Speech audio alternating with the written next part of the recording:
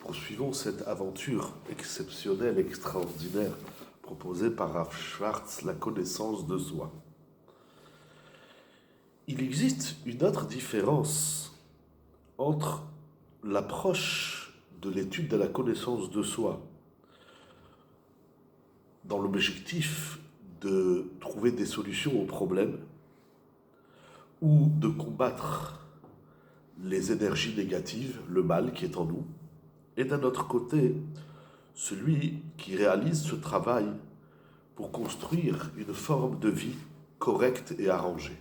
Nous avons vu donc qu'il y a deux façons de méthode, ou pas de méthode, mais deux enjeux dans la connaissance de soi, dont l'une c'est pour combattre le négatif et l'autre c'est pour bâtir sa vie, pour construire quelque chose de concret et conséquent dans sa vie.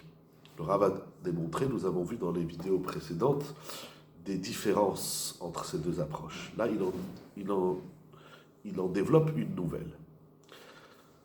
Lorsque l'homme se rapproche de ce travail, de cette étude, de la connaissance du Nefesh, dans l'optique de régler des problèmes ou de combattre les forces du mal, en général, dans cette voie, l'homme se concentre uniquement sur l'étude des énergies problématiques, défaillantes ou mauvaises.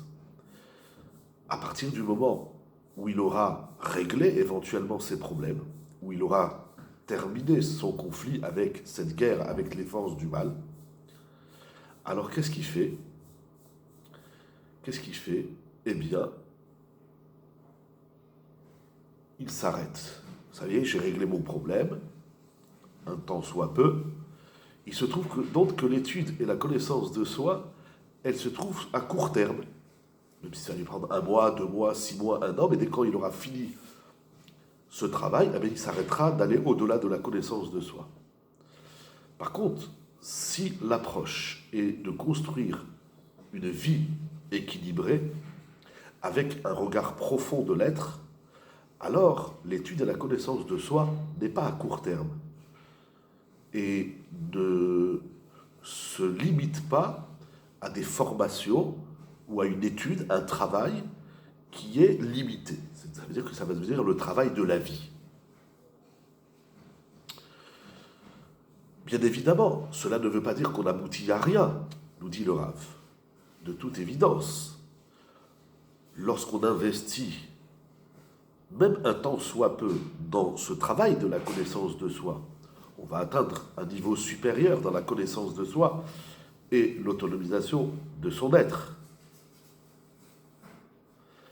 Et ça va dépendre de la structure mentale, psychique, nafshite de chacun.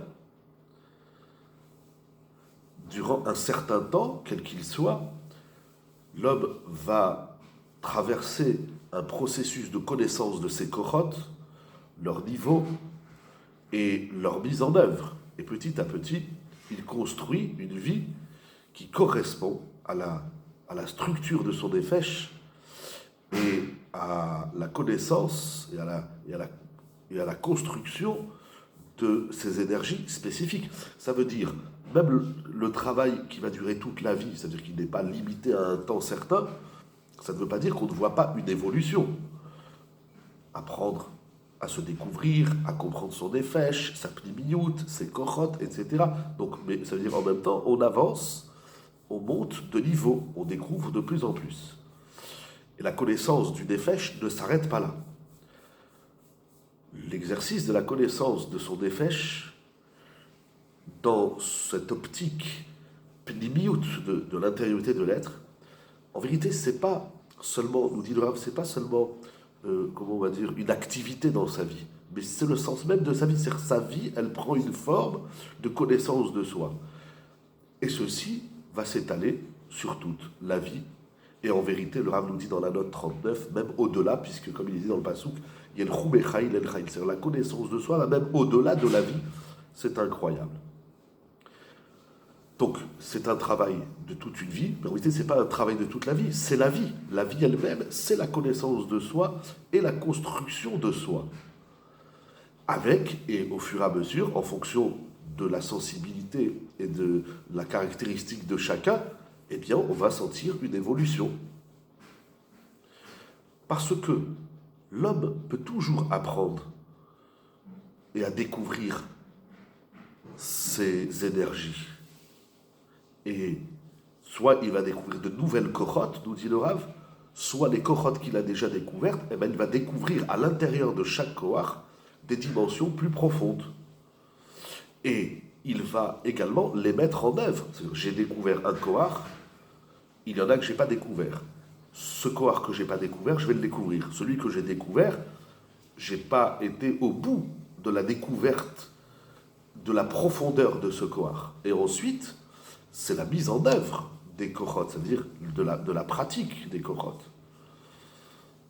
Et de plus en plus, il va augmenter dans cette mise en pratique des kohot. Il va les corriger, les équilibrer de plus en plus. Et donc, c'est-à-dire qu'il va organiser sa vie en correspondance à la structure de son nefesh, avec plus de précision et encore plus de précision. De ce fait, et il revient sur l'élan de vie, la chayout, la vitalité, la joie, la simra, veocher et le bonheur remplissent sa vie.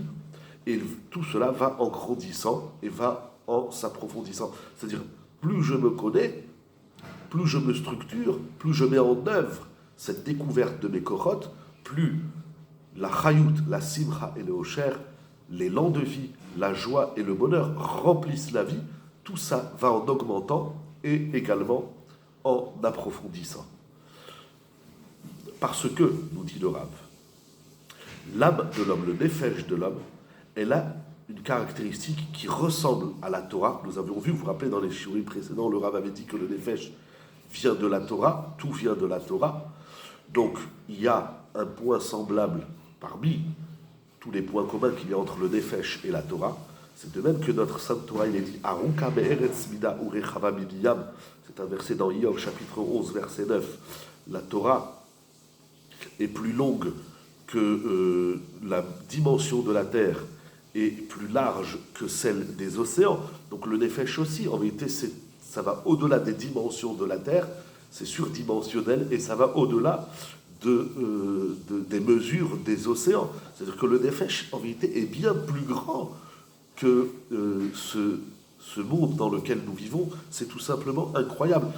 Il faut se voir non pas comme un être humain, j'ai envie de dire, je comprends du Rav, il ne faut pas se voir comme un être humain qui se trouve sur la terre, entouré de cette magnifique structure de la création du monde. Mais le nefesh est bien plus grand que peut-être même toute la galaxie et tout l'univers. Et plus l'homme étudie et apprend à se connaître, ainsi il dévoilera des nouvelles profondeurs et donc une nouvelle vie. Parce que plus je découvre quelque chose, plus ma vie est différente. Comprenons bien, ce n'est pas que je découvre quelque chose de nouveau dans ma vie, mais je découvre une nouvelle vie. C'est la nuance, me semble-t-il. Et à partir du moment où je découvre une nouvelle vie de ma propre vie, alors je vais orienter la forme de ma vie en correspondance à cette nouvelle vie. Je ne serai plus en décalage. Et comme nous avions vu, nous rappelle le Rav dans la note 41, plus l'homme apprend à se connaître, plus il se connaît, plus il sert et il connaît son créateur, puisque c'est lié. C'est ainsi qu'écrit le Ramchal, Rabbi Moshe Chaim Luzzatto, dans son livre Derech Etz Chaim. Il écrit ainsi sur les Chachamim, sur les maîtres de la Torah, sur les Chachamim. Chachamim olchim aloch vechashov tamid.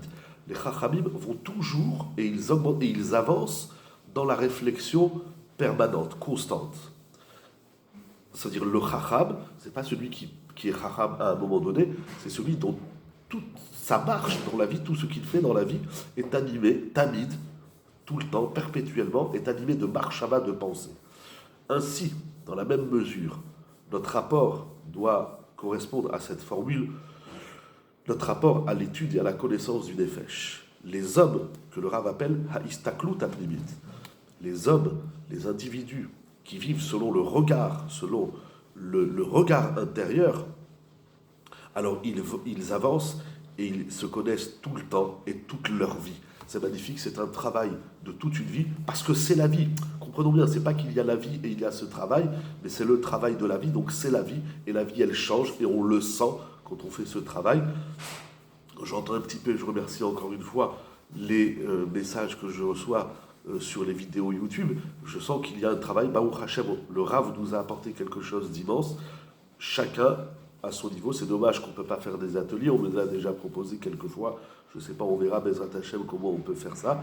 Mais en tout cas, c'est sûr qu'on sent déjà chaque texte du Rav transforme la vie. C'est pas qu'il y a ma vie et puis dans ma vie il y a quelque chose qui s'appelle le Nefesh, mais le Nefesh devient ma vie et plus j'apprends le Nefesh, plus ma vie est différente.